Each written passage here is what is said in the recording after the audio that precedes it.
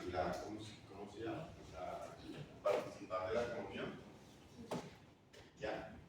Entonces, a uno lo preparaban en la catequesis y luego uno hacía su primera comunión, y a partir de hacer su primera comunión, entonces uno podía, a partir de hacer su primera comunión, entonces uno podía comulgar, la que se llamaba ya comulgar. No sé si cuando usted estuvo acá, conoció al Señor, se le hizo extraño, porque allá el cura o sacerdote le daba a uno un pedacito de pan y no más, y uno se lo colocaba en la boca, la hostia, se llama eso, la hostia. Decían, no sé, que uno no podía morderla, porque si la mordía estaba mordiendo el cuerpo de Cristo. Pero el cura la mordía, él sí podía morderla. Y él tomaba vino, nosotros no.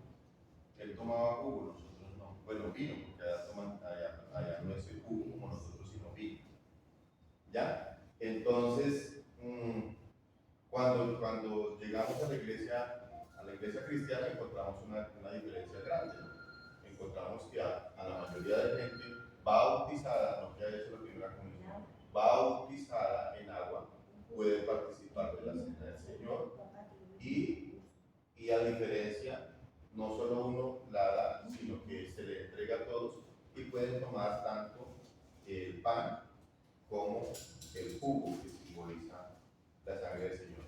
¿Cuál es la gran diferencia en cuanto a lo ceremonial y todo eso? Más es a lo esencial de qué, y que nos decían que porque no mordiéramos, porque estábamos mordiendo el cuerpo de Cristo. Esa palabra allí se llama transubstanciación, es una palabra larga, en donde a ellos le dan, nosotros decimos, este pan simboliza el cuerpo de Jesús. Y ellos dicen, este pan es el cuerpo de Jesús. Esta copa con jugo simboliza su sangre. Este vino que toma es la sangre de Cristo. Entonces, eso se llama transubstanciación. La palabra usted la puede luego buscar y encontrar qué significado es. Darle como esa vida a esto. Por eso no tiene vida en sí, no tiene elementos que simbolizan lo que hizo el Señor. Y ahora vamos a desglosarlos, porque nosotros llegamos a un pedacito de pan y a un poquitico de jugo. ¿Por qué llegamos ahí? Bien, entonces esa es digamos, lo que conocíamos allá, lo que vivíamos allá. Ahora nosotros vamos a ver acá cómo es el tema de la cena. Y para ello vamos a ver marcados 3 tiempos específicos en nuestra explicación. Voy a anotar algunas cosas. Por ejemplo, este tiempo se llama el antiguo pacto. Este tiempo se llama el nuevo pacto. Y este tiempo se llama el pacto eterno. Este ya pasó, en este estamos, y este todavía no lo hemos vivido. Entonces, ¿dónde nace lo que hoy hacemos nosotros como la cena del Señor? Nace acá en el antiguo pacto. Y para ello vamos a remitirnos a lo que dice la Biblia en Éxodo capítulo número 12. Éxodo capítulo número 12. Está acá en la palabra. Dice así. Dice, habló Jehová a Moisés y a Aarón en la tierra de Egipto diciendo, este mes os será principio de los meses para vosotros, será este el primero de los meses del año. Hablad a toda la congregación de Israel diciendo, en el 10 de este mes, tómese cada uno un cordero según las familias de los padres, un cordero por familia. Mas si la familia fuere tan pequeña que no baste para comer el cordero, entonces él y su vecino inmediato a su casa tomarán uno según el número de las personas conforme al comer de cada hombre. Haréis la cuenta sobre el cordero. El animal será sin defecto, macho de 1 año, y lo tomarán de las ovejas o de las cabras, y lo guardaréis hasta el día 14 de este mes, y lo inmolará toda la congregación del pueblo de Israel entre las 2 tardes, y tomarán de la sangre y la pondrán en los 2 postes y en el dintel de las casas en las que han de comer. Y aquella noche comerán la carne asada al fuego, y panes sin levadura con hierbas amargas lo comerán.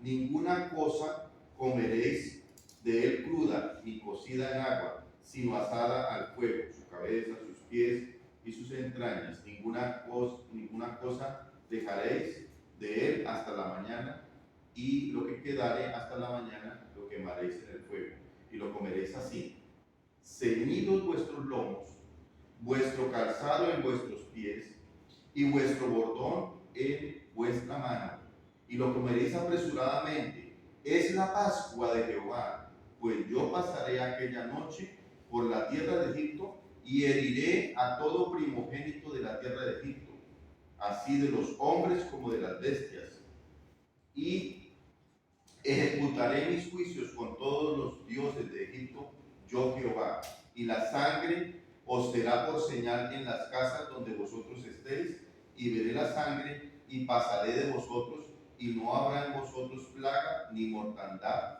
cuando hiera la tierra de Egipto. Okay. Aquí alcanza a decir: y este día os será en memoria, y lo celebraréis como fiesta solemne para Jehová durante vuestras generaciones, por estatuto perpetuo lo celebraréis. Entonces, solo estoy leyendo la introducción. Entonces, ¿qué ocurrió? Que acá el pueblo de Dios estaba viviendo en esclavitud, de aquí para atrás, no lo digo.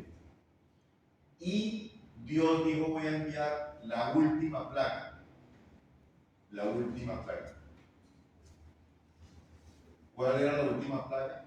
La muerte de los primogénitos. Entonces él dijo: lo vamos a hacer, pero para que a ustedes no les pase nada, necesitamos hacer algo que es una comida, pero cuando vayan a hacer esa comida van a utilizar ciertos elementos, y la sangre de esa comida, del animal que maten para esa comida, van a colocarlo en las puertas. Entonces teníamos que ellos vivían, los israelitas vivían con los egipcios. Entonces aquí voy a colocar este ejemplo. Aquí había una casa, aquí había otra casa, aquí había otra casa. Estoy haciendo las puertas de las casas.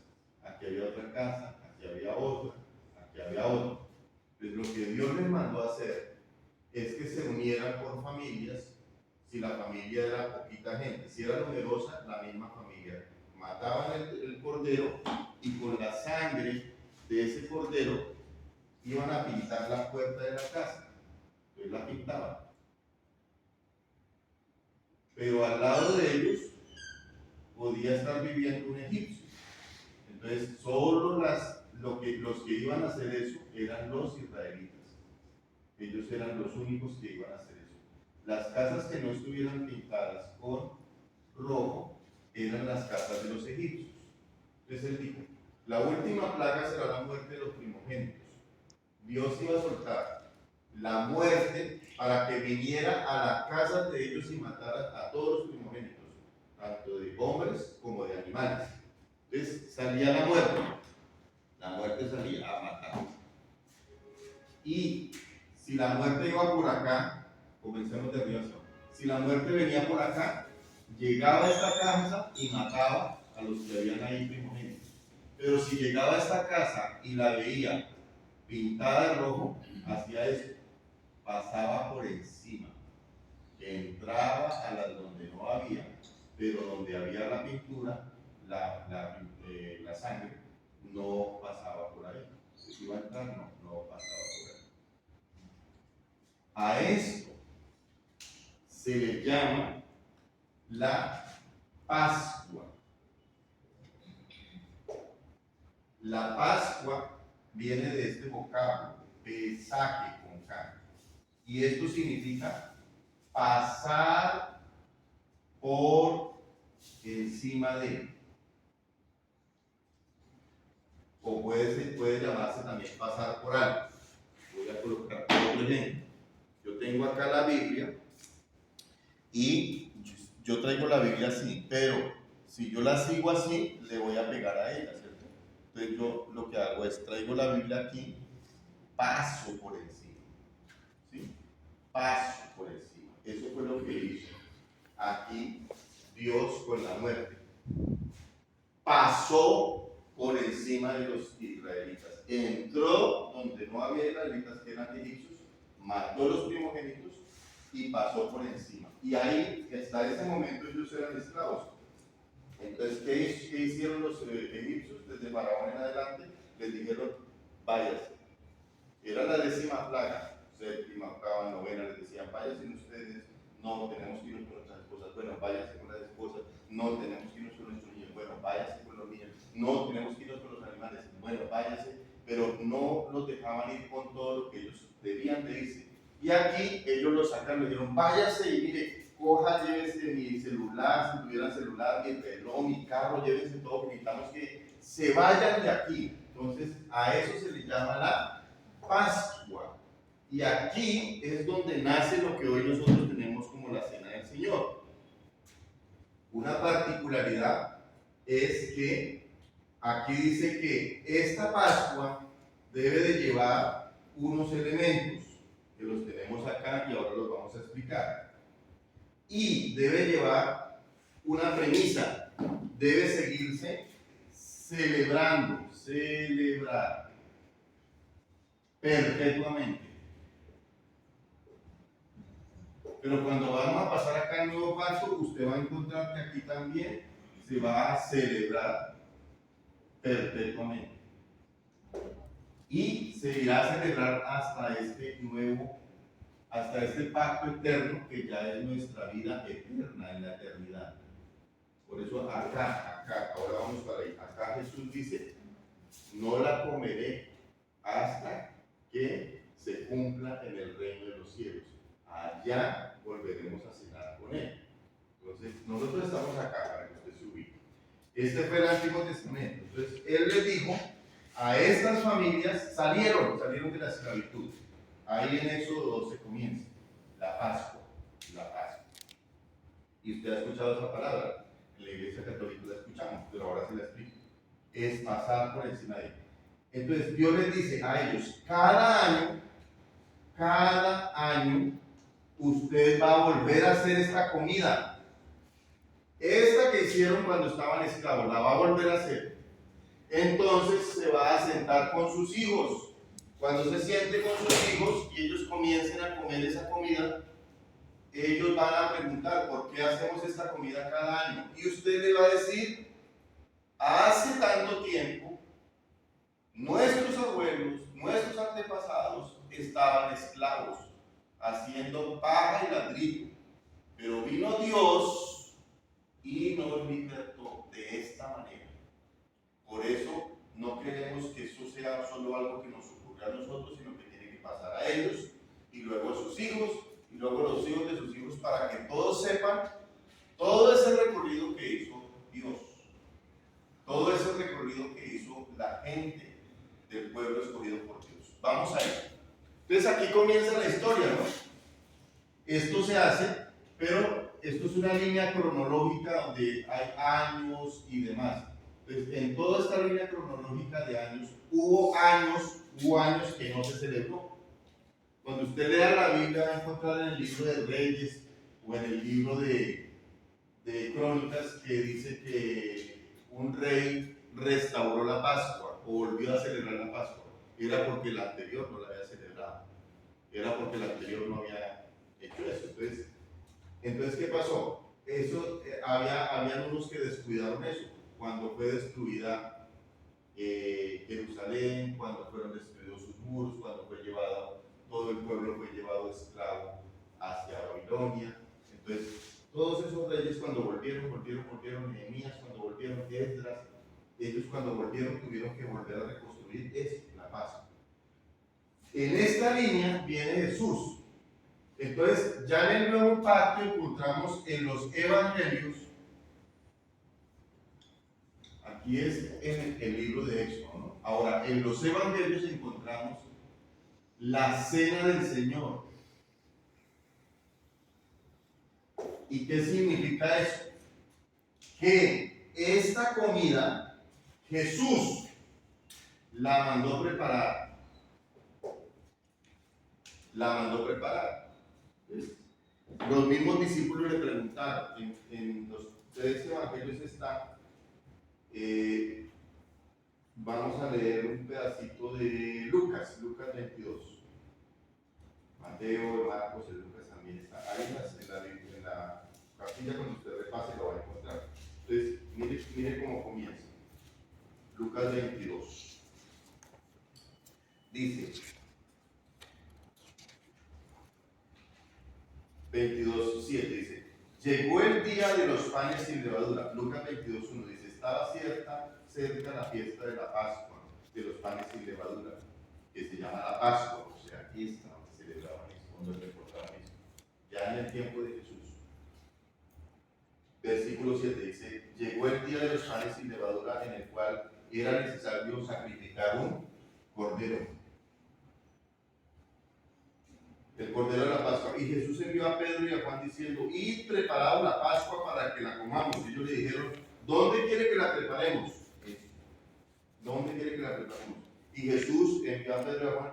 Ellos dijeron, ¿dónde quiere que la preparemos? Y él les dijo, id, que aquí al entrar a la ciudad saldrá un encuentro, un hombre que lleva un cántaro, seguirle hasta la casa donde entrare y decirle al padre de familia de esa casa. El maestro dice, ¿dónde está el aposento donde he de comer la Pascua con mis discípulos? O sea, Jesús tenía, como un papá con unos hijos, tenía un encuentro donde iban a celebrar esta Pascua.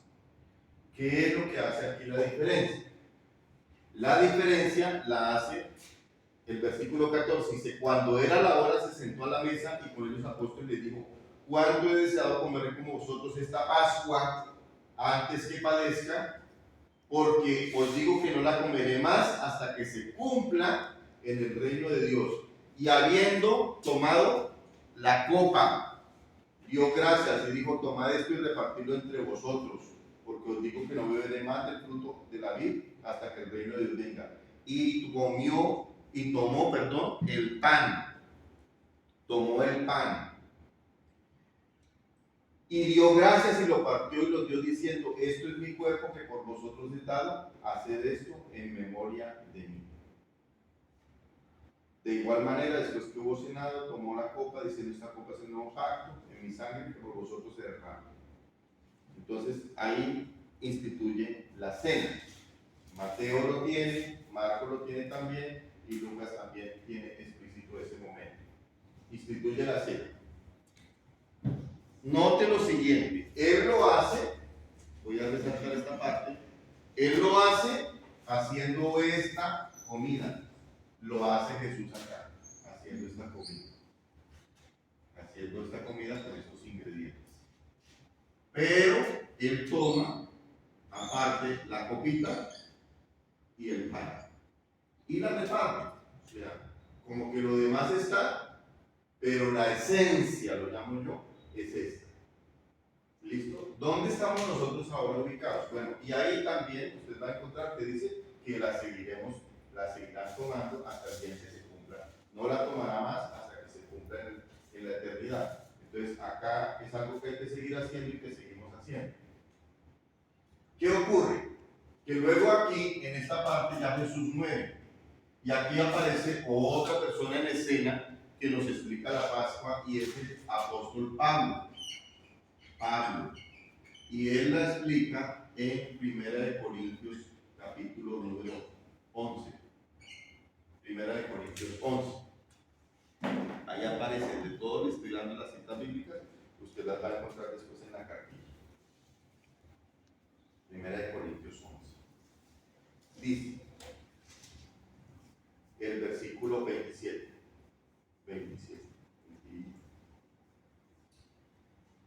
Perdón, 23.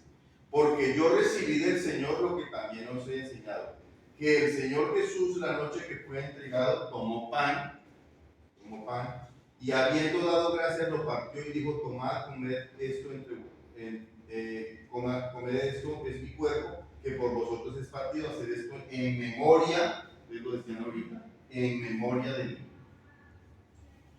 O sea, aquí Pablo lo está celebrando, puedo decirle, unos 200 años después de Cristo, 150 años, 100 años después de Cristo, en memoria de mí. Asimismo, tomó también la copa después de haber cenado, diciendo: esta copa es el nuevo pacto en mi sangre, haced esto todas las veces que la bebieres en memoria de mí. Así pues, todas las veces que comieres este pan y bebieres esta copa, la muerte del Señor anunciáis hasta que Él venga. Entonces, acá Él viene a la iglesia de Corinto y el apóstol Pablo aquí únicamente está resaltando la copa y el pan. ¿Por qué no está haciendo esa comida?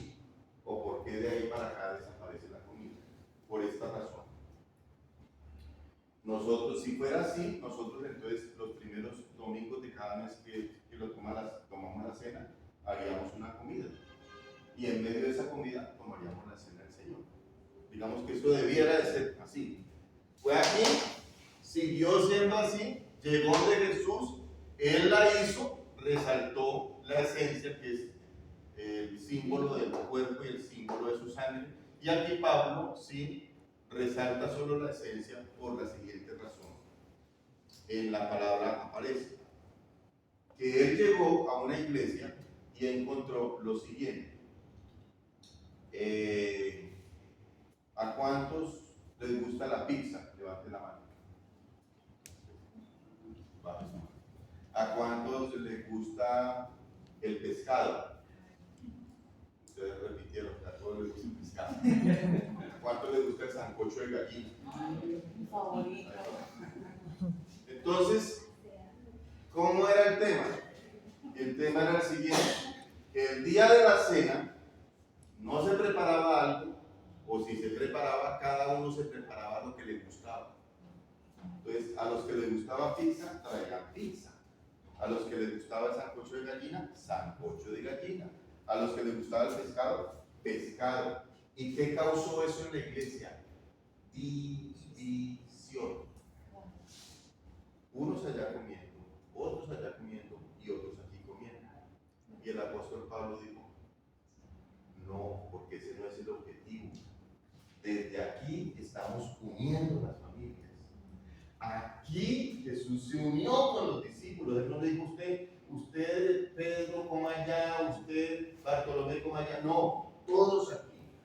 Entonces ahora esto se nos convirtió de que cada uno por su lado. No. Entonces quitemos la comida y dejemos la esencia, únicamente la copa y el pan, no más. Porque no lo están haciendo como lo debieran hacer. Y eso está causando división. Yo trabajé en una empresa, la primera empresa donde trabajé seria en Bogotá, porque antes fue como trabajos así informales. Y era una muy buena empresa. Y yo me acuerdo que ellos nos hacían al final de año fiesta de despedida a los empleados.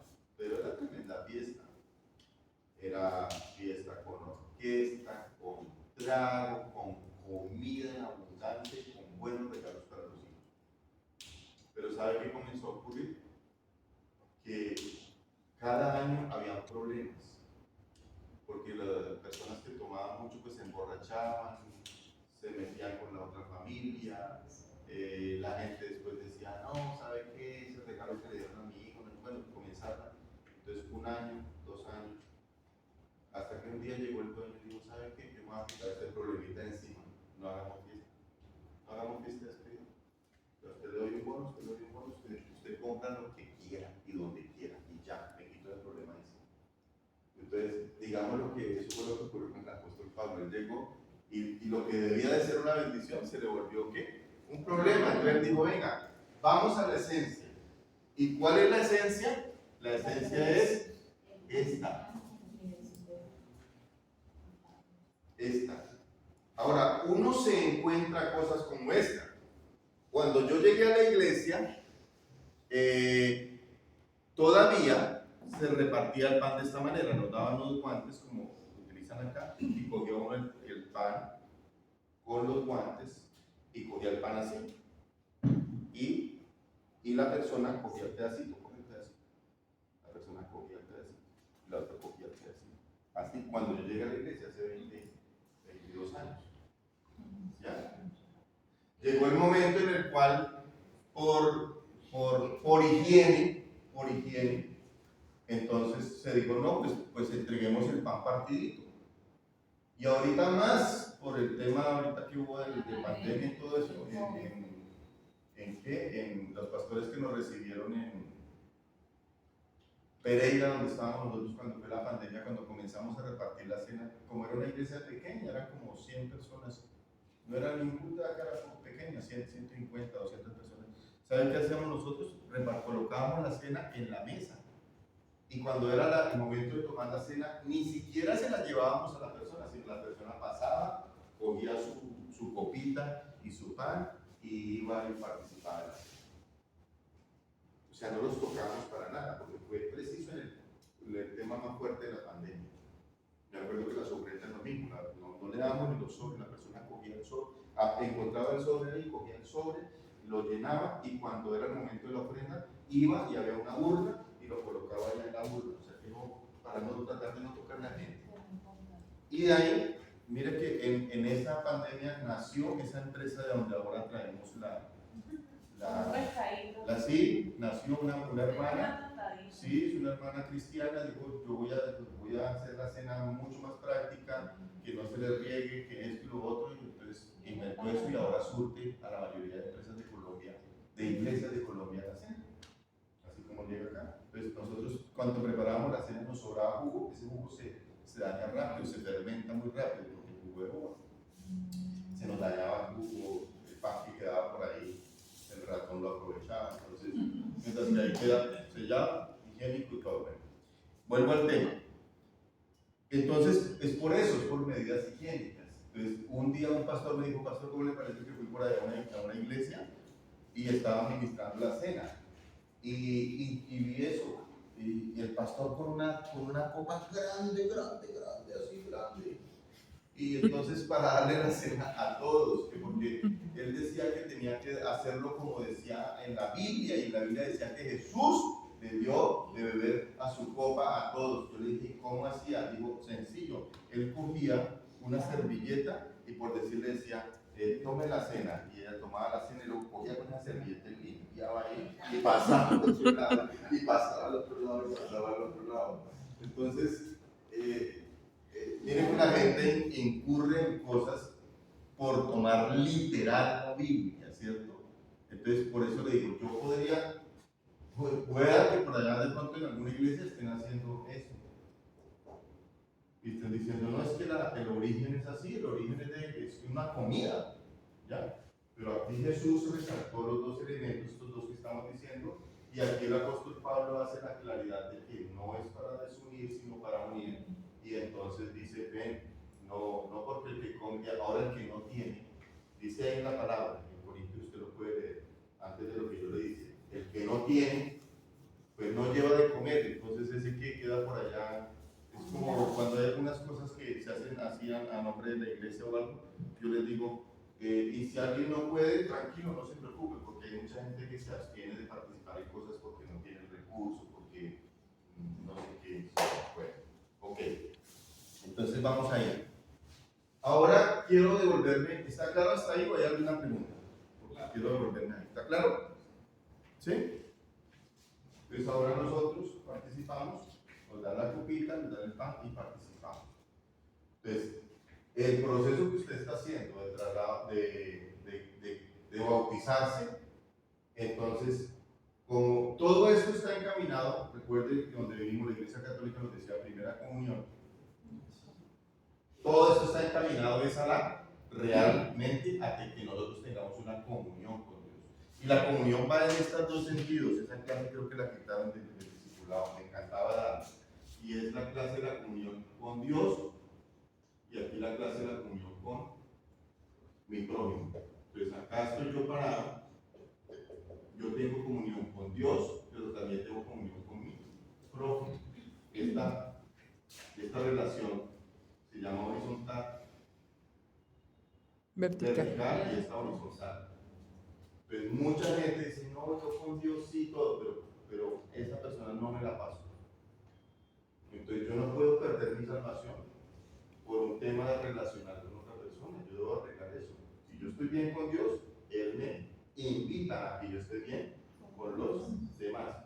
Entonces todo esto de acá, todo esto, me está indicando es relación. Familias, relación. Comida, relación. Todo, relación. Y aquí, relación con Dios. Entonces ya estando ahí, en ese punto, nosotros decimos, porque usted puede encontrar una iglesia donde le dan una cena a todo el mundo, bautizado o no bautizado. ¿Sí? Pero nosotros decimos, si usted va a tener una comunión con Dios, necesitamos que esté en comunión con todos. Entonces lo mejor es, ¿recuerda la clase del bautismo? La piscina en la cual nos metemos y salimos del color. Si usted va a tomar la cena y sigue en el pecado, pues ¿para qué toma la cena? Si está diciendo yo tengo comunión con Dios, pero es mentira. Entonces nosotros preferimos que las personas que tomen la cena sean las personas bautizadas. ¿Qué nos da eso? Una garantía de que la persona ya públicamente dijo, me comprometo con Dios a caminar bien.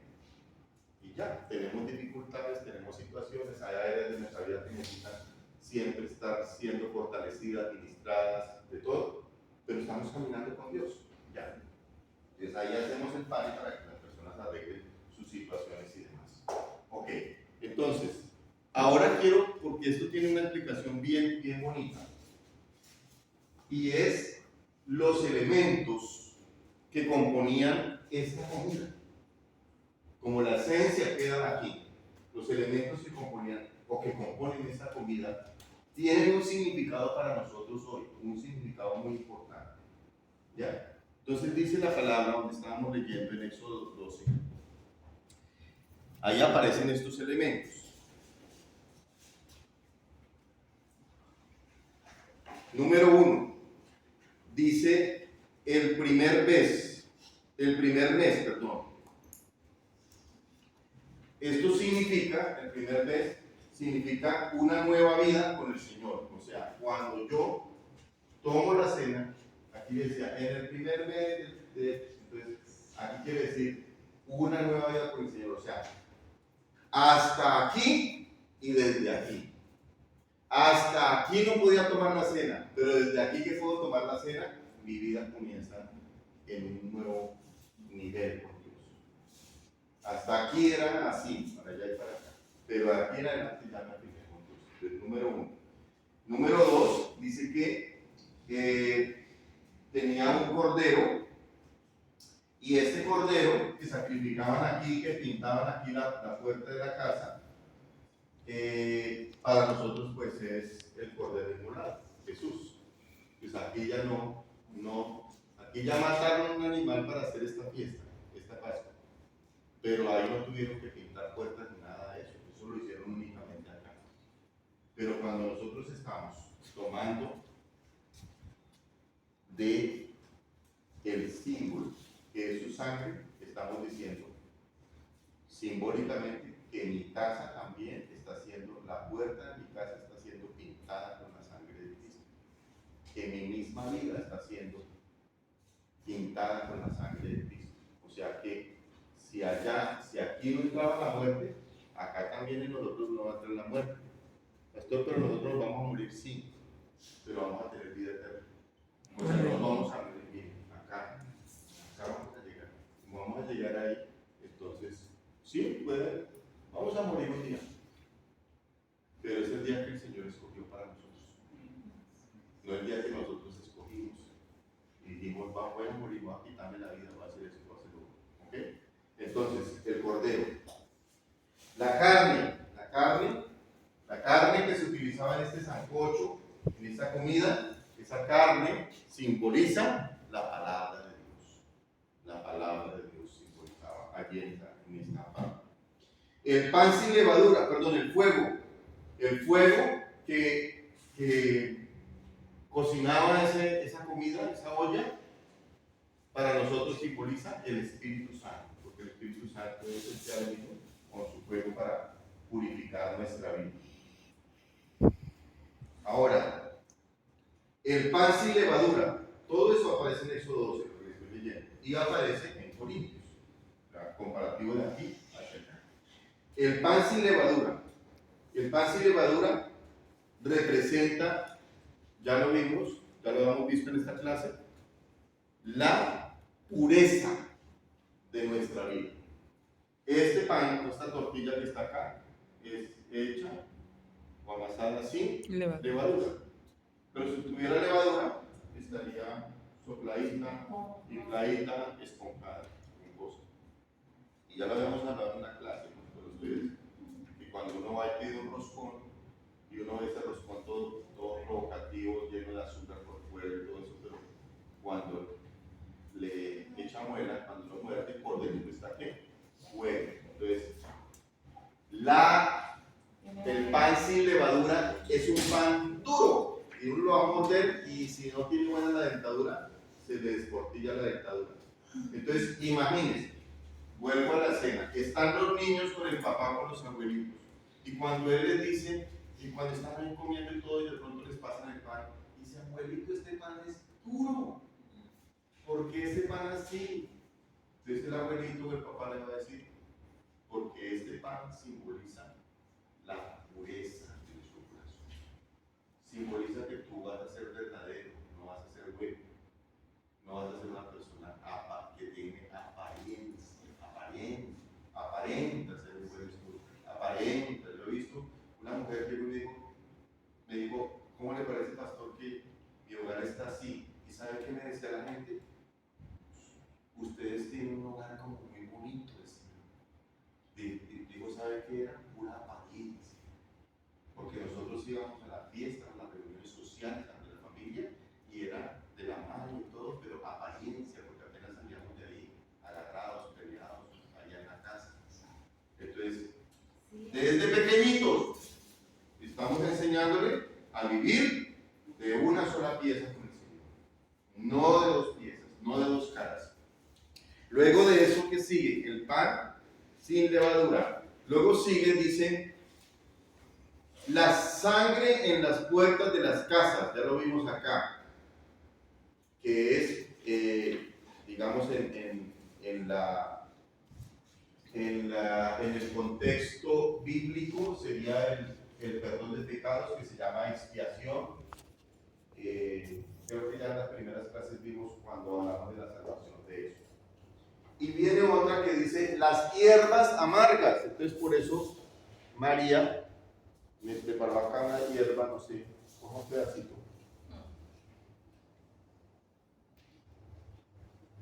¿A qué huele?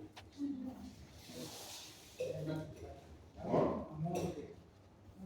Muerda. Muerda un pedacito. Muerda un pedacito.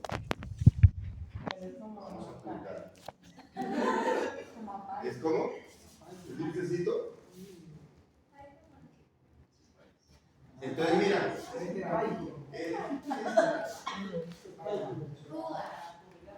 ruda. Entonces esa comida tenía hierbas amargas. Entonces cuando el niño, cuando la niña cogía y le echaba mano al sancocho y sacaba esa cuchara, y cuando, uy, esto amargo, ¿qué es? Papá, mamá.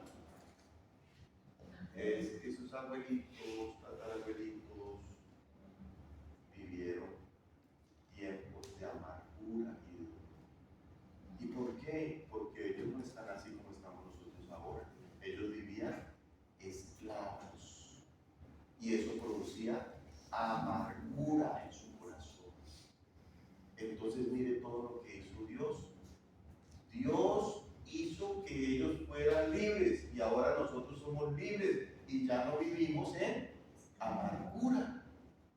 Él lo hizo. Entonces mire todo lo que está significando cuando estamos tomando esto y estamos tomando esto. Lo que pasa es que no estamos enumerando todo lo que lleva implícito, pero lleva implícito una enseñanza muy bonita. Entonces la amargura, ahí aparece Éxodo, usted lo va a leer en la casa. Las hierbas amargas era el sufrimiento en medio de la esclavitud. Pero ¿sabe? Esa esclavitud en nosotros, ¿sabe qué era? ¿O qué es? El pecado. Allá era que estaban en Egipto, haciendo las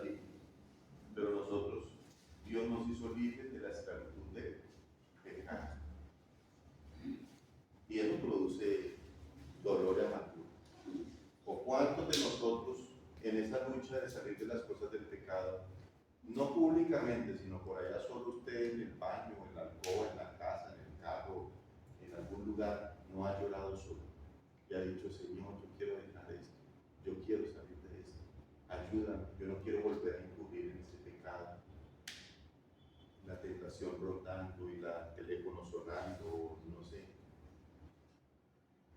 Entonces, a eso es a lo que se refiere esas hierbas amargas. Salir del pecado que nos tenía esclavos. Era quien nos atrapaba y nos soltaba, volvíamos a caer, volvíamos, y eso se siente lo peor del mundo cuando uno intenta zafarse de algo y vuelve a atrás. ¿Qué más sigue? Esta es hermosa. Dice comer, ahí decía, lo leímos en Éxodo, comer ceñidos los lomos, el calzado, el bordón en mano. Entonces, el israelita tenía esta vestidura, tenía una túnica con un cinto acá, tenía unas sandalias, las sandalias, y tenía un bordón. No sé si usted ha visto a un paisa. El paisa nunca le faltará su carriel, por ejemplo, o su poncho. Del lugar donde somos nosotros, somos de esa descendencia paisa, o sea, de esa migración de Antioquia hacia el viejo Caldas, ¿verdad? Y nosotros somos del Tolima, entonces el viejo Caldas abarcaba todo lo que era Risaralda, Armenia, Quindío y parte del Valle y Tolima. Entonces ahí, y yo me acuerdo que mi papá nunca dejaba su poncho. O sea, cualquier cosa le podía faltar menos tener su poncho. ¿Y con el que? Se secaba el sudor, con él, ¿sabe qué hacía? Le colocaba, cuando quería que la bestia, el caballo, lo que llevara, no se moviera, se lo ponía acá para que le tapara la vista. Entonces ahí para que se quede quieto. Cuando hacía frío, que era la madrugada, entonces lo colocaba como hermanita. ¿Sí? O sea, era una cosa que no... Entonces, el israelita, así como el paisa del carriel, y así como el costeño de Occidente, el gorro de sombrero verteado, no le faltaban estos elementos, siempre estaba con sandalias, con su vestido y con su bastón. Sucede esto, que esa noche, la noche en que iba a pasar la muerte, que iba a entrar, la noche en que Dios hizo pesaje, Él le dijo: no sé a qué horas voy a pasar, por tanto, esté listo. Ceñidos vuestros lomos. Cuando habla de ceñidos vuestros lomos, usted encuentra esa frase en la Biblia, quiere decir vestido. Vestido. Ceñidos vuestros lomos. Calzado en vuestros pies, o sea, que las sandalias estén ahí. Y bordón en vuestra mano. ¿Por qué? Porque es la noche donde será soltada la muerte. Y es la noche donde el que se durmió se quedó. Entonces yo digo de manera jocosa, si se puede llamar. Yo no sé si usted alguna vez le ha pasado esto. A mí me pasaba, sobre todo en Bogotá, cuando trabajaba en empresas de turnos rotativos, que tenía que trabajar así de noche o jornadas largas. De eso de que llega uno a la casa y se acuesta un poquito y dice: ya, solo descanso un poquito y ya me paro a hacer tal cosa. Y cuando se da cuenta era por ahí las 2 o 3 de la mañana y se acuesta uno con ropa y estaba con ropa. ¿A alguien le ha pasado algo así? Esa noche los israelitas no se empijamaron. Se acostaron, pero se acostaron con la ropa. ¿Por qué? Porque en cualquier momento pasaba la muerte. Y era la oportunidad para ellos salir. ¿Qué significa esto para nosotros hoy? Nosotros tenemos que estar listos y alerta porque no sabemos el día y la hora en la cual va a venir el Señor. Y si nos coge durmiendo,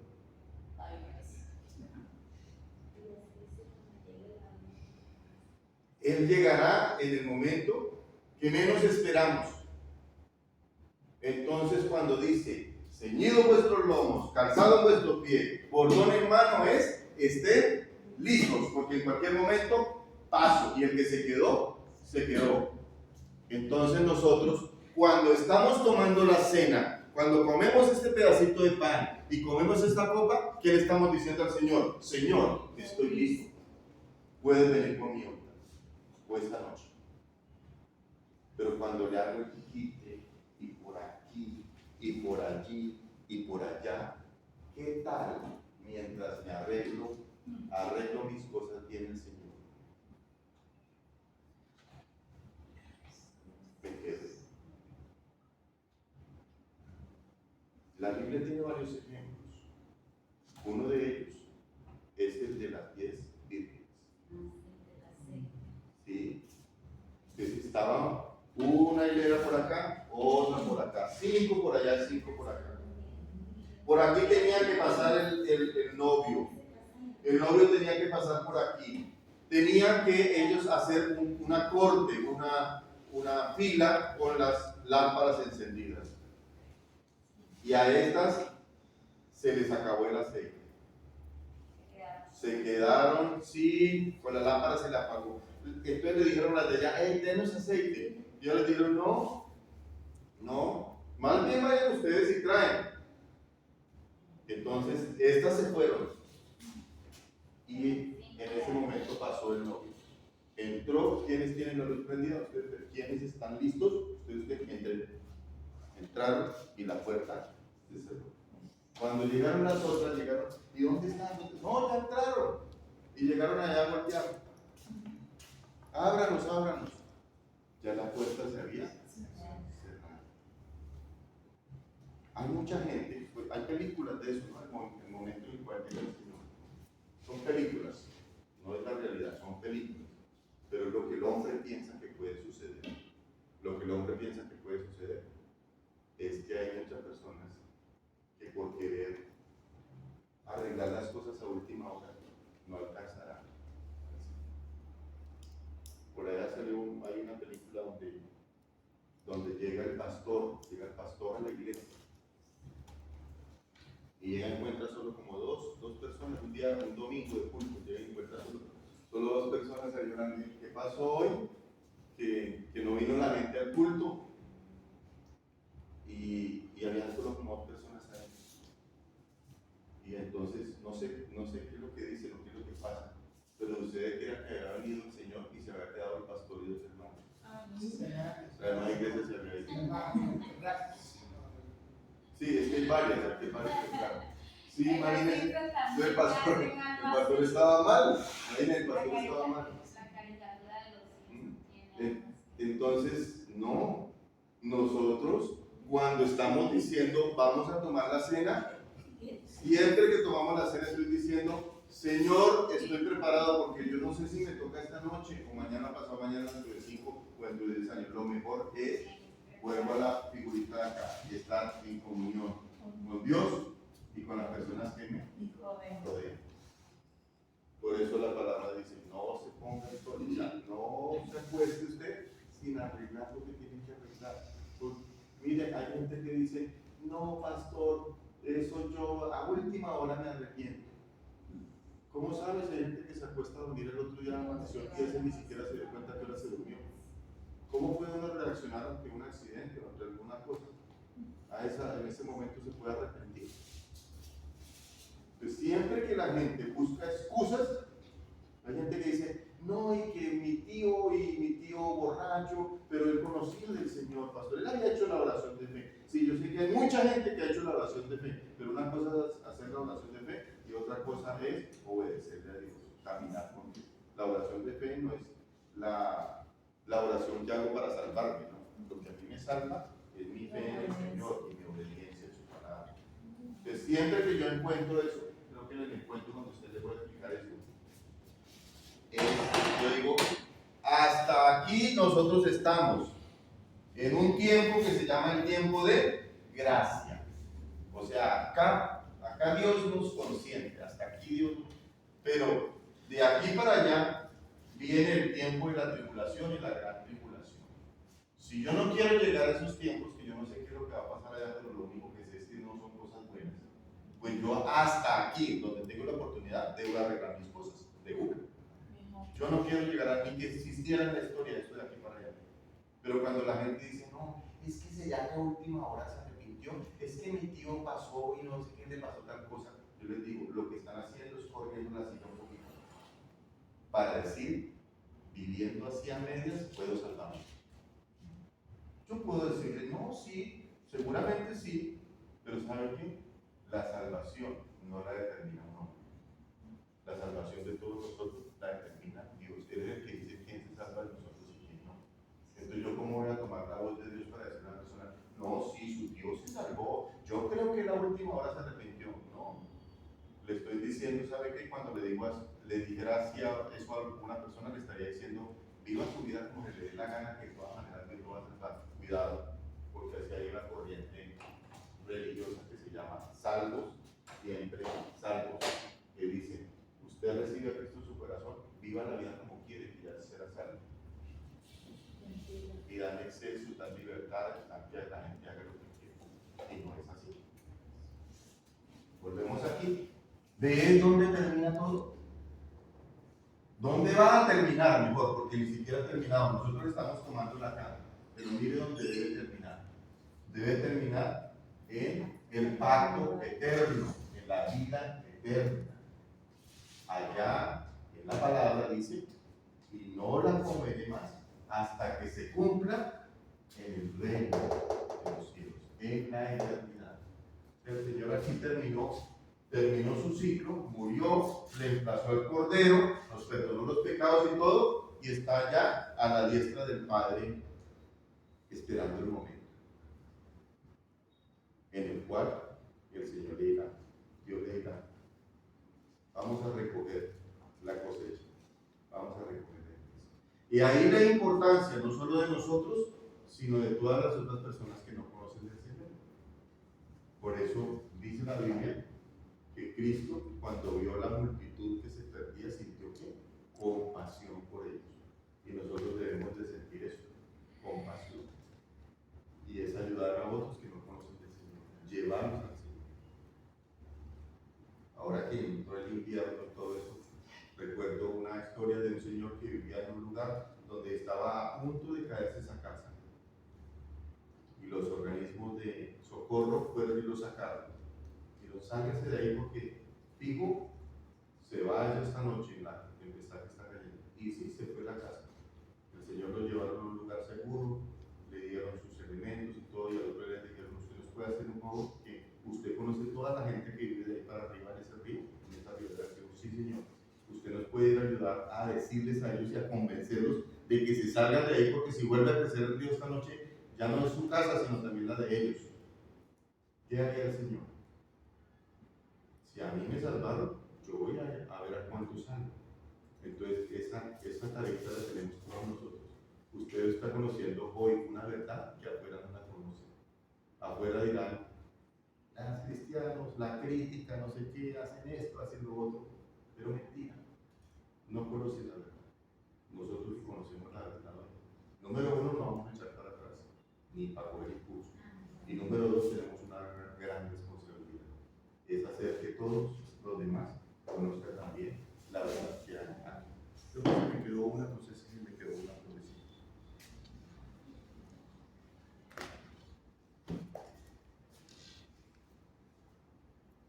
La última es la celebración perpetua, ya lo había dicho. Dice, hacerlo siempre en memoria de Él. Un repasito, los elementos, el pan, el vino, ya se lo había dado, el jugo de la vida. Acá en la cartilla que usted tiene, dice, la cena del Señor es una ordenanza, es una señal de regreso para ver junto la voz del Cordero. Los tiempos de la cena del Señor, el antiguo pacto, el nuevo pacto, el pacto eterno. Propósitos, usted también lo mencionó al comienzo cuando María le preguntó, conmemorar la muerte y resurrección de Jesús. Estamos en la página 169. Lección